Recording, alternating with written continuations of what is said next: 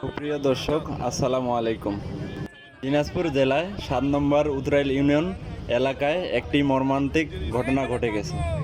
ঘটনাটি হলো প্রাক্তন স্বামী তার স্ত্রীকে এলোপাতাড়ি কুপিয়ে হত্যার চেষ্টা। ঘটনাস্থলে থাকা ও এলাকাবাসীর তথ্যের ভিত্তিতে বিস্তারিত আপনাদের জানানোর চেষ্টা করতেছি। ঘটনাটি ঘটে দিনাজপুর বেঙ্গরডিগি রাস্তার পাশে। তাকে কোপানো হয়। মেয়েটির বাসা দিনাজপুর রামচন্দ্রপুর নয়াপাড়া নামক গ্রামে। প্রাক্তন স্বামী যিনি কুপিয়েছেন তার নাম আজাদ। তার বাসা দিনাজপুর কমলপুর ১০ নম্বর ইউনিয়নের ঠাকুরাইন গ্রামে। ঘটনাস্থলের এলাকা লোকের ভাষ্য অনুযায়ী স্বামী ও স্ত্রীর দুইজনেরই দুইটি বাচ্চা রয়েছে।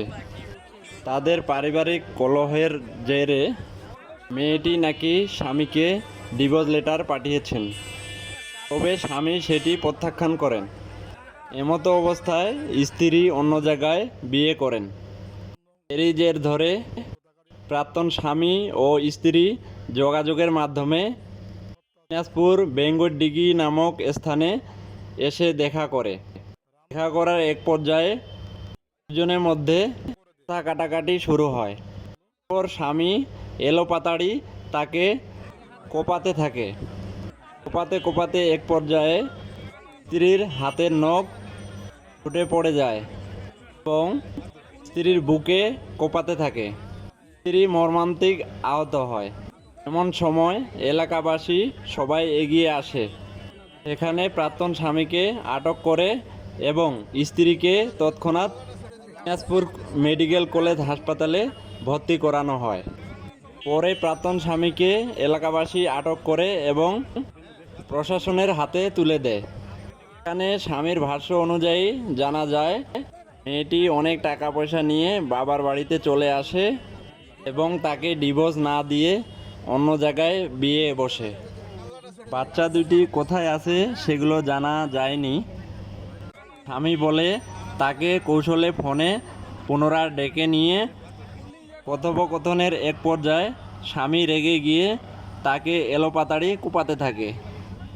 আসলে বিস্তারিত জানি না, তবে এলাকাবাসী ও স্বামীর মুখে যেগুলো শুনছি সেগুলো আপনাদের মাধ্যমে তুলে ধরলাম।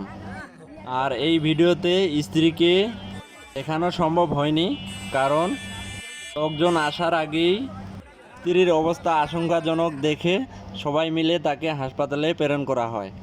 এখানে বিস্তারিত দেখা অনুযায়ী সবার ভাষ্য মতে স্বামী স্ত্রীকে খুনের উদ্দেশ্যে এভাবে এলোপাতাড়ি কুপাতে থাকে। আসলে এমন ঘটনা দিনাজপুর জেলায় আগে কখনো দেখা যায়নি। আসলে তাদের পারিবারিক কলহের জেরে এই ঘটনাটি ঘটার সঙ্গে সঙ্গে আমাদের ৭ নম্বর উতরাইল ইউনিয়ন পরিষদের আইন শৃঙ্খলার পুলিশ এসে লোকটিকে আটক করে থানায় হস্তান্তর করা হয়। বিস্তারিত সব কিছু সামনে আসবে ইনশাআল্লাহ।